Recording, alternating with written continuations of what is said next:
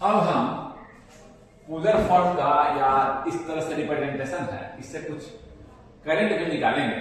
एक क्वेश्चन है मेरा, देखिए ये क्या बता रहा है, ये इंपीडेंस है, इसमें रेजिस्टेंस भी है और रिएक्टेंस भी है, नहीं ना बता रहा। अब करंट निकालेंगे, पोलर फॉर्म रेक्टेंगुलर फॉर्म का यूज भी करेंगे हम लोग सर्किट को सॉल्व करने में।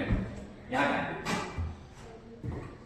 पहले तो यहाँ ध्यान दीजिए representation of AC source into phasor form या पोलर फॉर्म, ठीक है ना। फेजर या पोलर, जो पोलर फॉर्म आया है वह तरह से फेज ही दिखा रहा है, फेजर फॉर्म भी दिखा रहा है। कैसे हम देखेंगे, देखिए आपको अगर दे दिया voltage source V AC source दे रखा है cos ओमेगा टी, ना दे रखा है, नहीं दे रखा है, ऐसे क्या साइन में दे रखा है, जिसको दिया होगा। मान लीजिए हम cos को रेफरेंस मान लेते हैं, cos को रेफरेंस मान लेते हैं, जिसका फेज एंगल क्या है, फाई क्या है, ठीक है। तो इसको हम cos के रेफरेंस में इसको फेज एंगल पे दिखाएंगे हम, यहां एक फेजर है 0 फेज। अगर ऐसे दे दिया, पहला इसको मैंने दिखाया, दूसरा दे दिया आपको Vm cos omega T plus 60, तो हम केवल फेजर से ये वाला पार्ट दिखाएंगे, एक फेजर दिखाएंगे जिसका मैग्नीट्यूड Rm, जिसे हम Rm दिखाया था मैग्नीट्यूड, ये मैग्नीट्यूड है Vm और एट एन एंगल ऑफ 60। ये बता रहा है ओमेगा टी, ये एंगुलर फेजर क्या कर रहा है, रोटेट कर रहा है टाइम में। कभी 60 है t इक्वल टू 0 पर, ठीक है, t बढ़ेगा तो थीटा क्या होगा, बढ़ता जाएगा omega into T, omega into theta बढ़ता है, तो थीटा को रोटेट कर रहा है। तो यानी फेजर इस तरह से रोटेट कर रहा है, फेजर इस तरह से रोटेट कर रहा है। 60 पर t इक्वल टू 0 पर 60 पर है, जैसे ही टाइम बढ़ेगा ओमेगा इनटू टी, यानी कि कुछ एंगल बढ़ेगा, ओमेगा टी क्या होगा, एंगल ही देगा ना, 60 प्लस 20, 60 प्लस 60, टाइम के साथ एंगल बढ़ता है, ओमेगा टी क्या देता है, रेडियन। इसको रेडियन में लिख देते तो ज्यादा अच्छा रहेगा, 60 लिखे ना, 60 डिग्री इक्वल टू 60 बटे 180 70 18 पाई बाई 3, पाई बाई 3, इसको भी रेडियन में लिख देते हैं, 60 डिग्री को मैंने रेडियन में लिखा, पाई बाई 3 रेडियन, क्योंकि ओमेगा टी रेडियन में देता है। ओमेगा टी क्या है, एंगुलर आप रेडियन पर second into time, radian time, radian पर सेकंड, रेडियन पर सेकंड इनटू टाइम क्या देगा, सेकंड, रेडियन देगा ना, एंगल दे दिया रेडियन, रेडियन देगा तो एंगल रेडियन में लिखें, समझे बात को ना, ये आप समझ गए। यानी कि हम फेजर से ऐसे दिखाते हैं, यानी कि जैसे हमने पोलर रिप्रेजेंटेशन किया था, और ये क्या होगा, जैसे टाइम हो रहा है एंगल चेंज हो रहा है, ठीक है, एंगल चेंज हो रहा है, ओमेगा इनटू टाइम, एंगल दे रहा है चेंज हो रहा है, ठीक है। आपको दिखाना है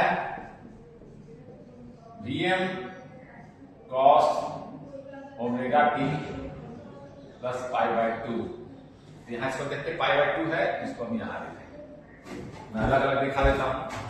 ये पहला मैंने दिखाया, ये पहला दिखाया था मैं, फर्स्ट तो यहां दिखाया, सेकंड तो यहां दिखाया, थर्ड कोई दिक्कत नहीं है।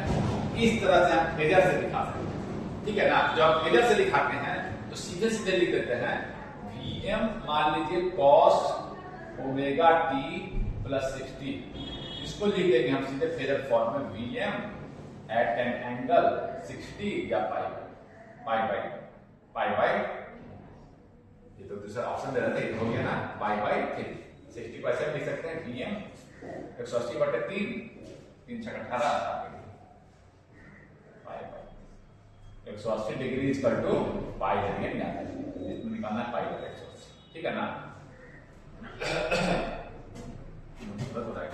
180 degree equal to pi radian, तो 1 डिग्री इक्वल टू पाई बटे 180, 60 डिग्री इक्वल टू 70 18, ठीक है, ठीक है, pi by 3, 90 degree equal to pi by 2, कोई दिक्कत नहीं।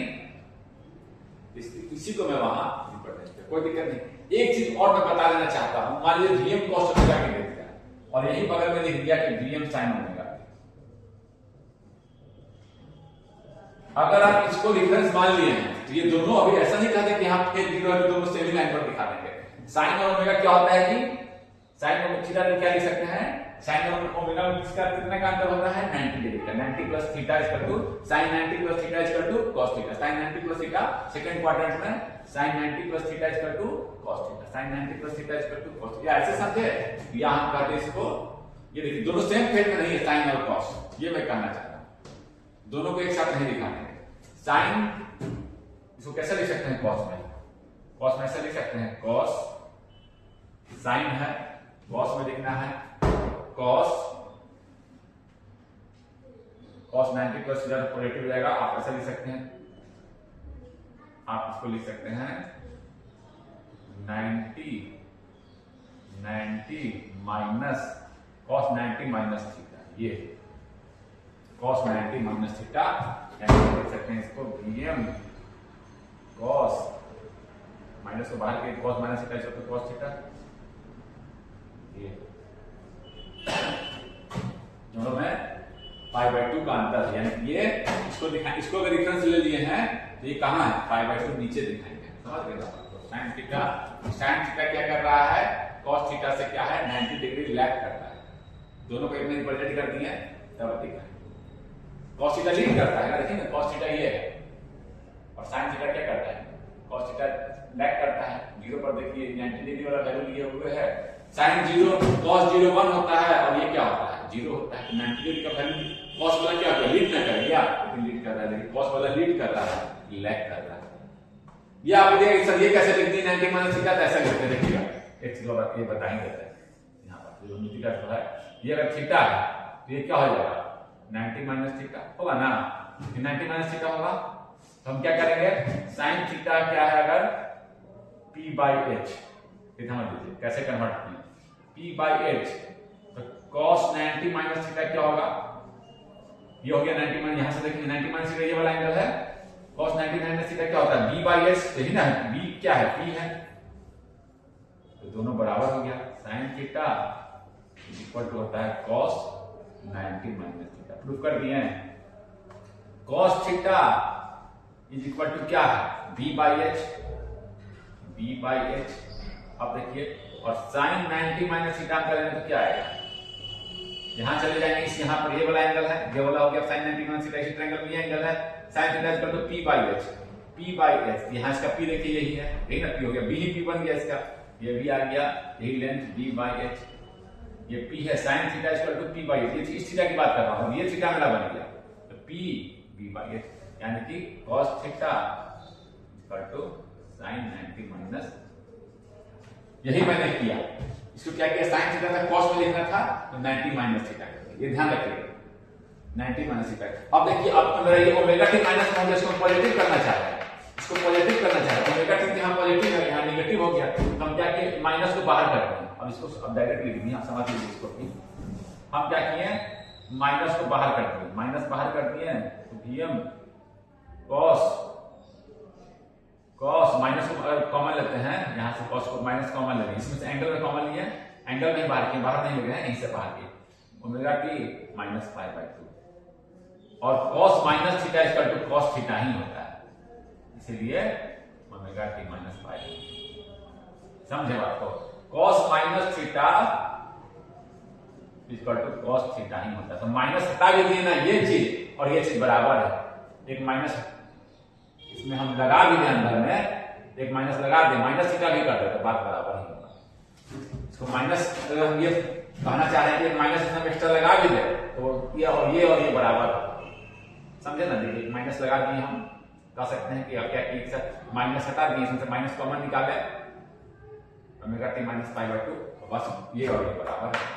या एक अंदर में माइनस लगा भी दे पूरे पे थीटा पे, cos थीटा पे हम एक माइनस लगा भी दे अंदर में, तो दोनों बात बराबर, हम एक माइनस लगा दिए अपने से, बात बराबर। क्यों ऐसा क्यों होता है, all sine cosec tan cot cosec, fourth quadrant में cos पॉजिटिव होता है, जो यहां वाला वैल्यू होगा वही यहां का वैल्यू होगा, इसीलिए अब माइनस थीटा प्लस थीटा, यानी इसमें हम क्या करें, माइनस लगा भी दे, ये था वैसे समझ, एक माइनस हम खुद से लगा देंगे, तो ओमेगा टी माइनस थीटा π/2, बात बराबर होगी, π/2 से लैग कर रहा है।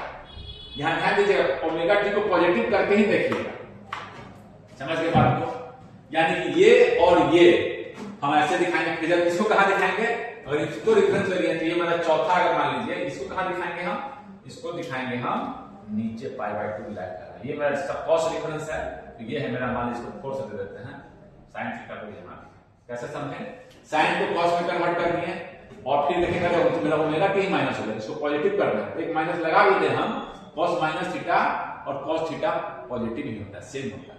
या तब कहें कि माइनस हटा दिए हैं और कर दिए cos minus theta equal to cos theta, ऐसे भी ध्यान रखिए। समझ गए बात को? इस तरह से आप समझे। अब ये क्वेश्चन आपको करना है 10 at an angle 60 1 plus 1 इसको करेंगे।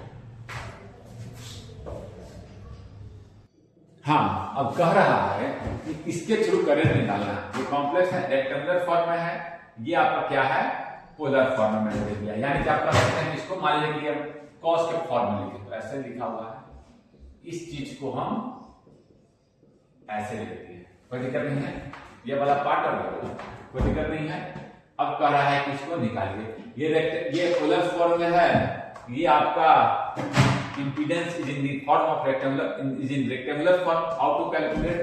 We will convert both into same form. तो क्या कर, इसी को कन्वर्ट कर रहे हैं, जेडल को हम पोलर फॉर्म में कन्वर्ट कर रहे हैं। जेडल क्या है, it is 1 plus 1j convert into polar form r cos theta, r theta, r angle theta, r theta cos नहीं, r एंगल थीटा। तो r क्या हो गया, 1 स्क्वायर प्लस 1 स्क्वायर रूट 2, यानी कॉम्प्लेक्स नंबर में देख लीजिएगा, ये 1 है, ये 1 है इमेजिनरी में, और ये डिस्टेंस निकालना है r, ये ध्यान रखिए। ये थीटा, थीटा क्या हो गया, tan inverse of imaginary part upon real part, यानी कि 45 डिग्री। 1 कितना पे आता है, 45 डिग्री, ठीक है। ये आपका आ गया, मैंने इसको कन्वर्ट कर दिया। अब देखिए आई क्या होगा, v अपॉन z, दोनों सेम फॉर्म में है। 10 एट एंगल 60 डिग्री में है, और आपका ये है आपका √2 एट एन एंगल 45, डिवाइड करना है 10 √2 एट एन एंगल 10 में से 5 गया 5, और 5 में से 4 गया 15 डिग्री। ये आ गया आपका 10 √2 एट एन एंगल ऑफ 50। अगर ये वोल्टेज सोर्स था, अगर हम लिए हैं टाइम में, तो करंट टाइम में लिख सकते हैं, डायरेक्ट लिख सकते हैं। IT क्या हो जाएगा, 10 √2 cos ओमेगा t लगा दीजिए, और बस फेजर वाला पार्ट 15 डिग्री। या तो आप इसको रेक्टेंगुलर फॉर्म में बोलना है, रेक्टेंगुलर फॉर्म में निकाल सकते हैं, बट सीधे सीधे मेरा काम इसी चीज को ऐसे लिखता है, इसी चीज को ऐसे लिखता है। रेफरेंस वही मैं cos लिया हूं, समझे, cos। साइन का रेफरेंस लेते तो साइन नहीं रहता, जो आप रेफरेंस लिए हैं तो उसी साइन लिखते तो साइन, ठीक है ना, कोई दिक्कत नहीं है उससे कोई दिक्कत नहीं। जिसे आप रेफरेंस ले लीजिए, cos को रेफरेंस लिए तो cos के रेफरेंस में सारा कुछ लिखेंगे, उससे कोई दिक्कत नहीं है। आप समझ गए क्या है, इसलिए जे देखकर आप घबराइएगा नहीं। बहुत बार ऐसा भी करता है कि फ्रीक्वेंसी दे देता है 50 हर्ट्ज और सी दे दिया 1 माइक्रोफैराड, तो हम क्या करेंगे, कैसे निकालेंगे, हम रिएक्टेंस कैसे निकालेंगे, 1/j⍵c करके इमेजिनरी नंबर लिख देंगे। हम एक ऐसे रजिस्टर दे दिया, एक कैपेसिटर दे दिया, R प्लस ये वाला पार्ट जोड़ के कर देंगे। घबराएंगे नहीं, इमेजिनरी नंबर को देखकर घबराइएगा नहीं। कैलकुलेटर अगर आपका यूनिवर्सिटी एग्जाम में, तो आप इजीली कैलकुलेटर से भी सॉल्व करके देख सकते हैं। मैं कहूंगा कि आप दो क्वेश्चन प्रैक्टिस कीजिएगा, तो आप आसानी से इसको समझ जाइएगा। समझ गया फेजर क्या है, कॉम्प्लेक्स नंबर की रिप्रेजेंटेशन, यानी कि रेक्टेंगुलर फॉर्म क्या है, how to convert back into polar form, and how to convert into polar form into rectangular form. ये आपने समझा।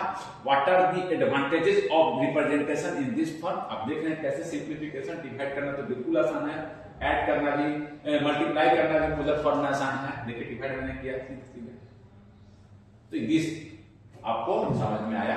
फिर हम लोग मिलते हैं अगली क्लास में।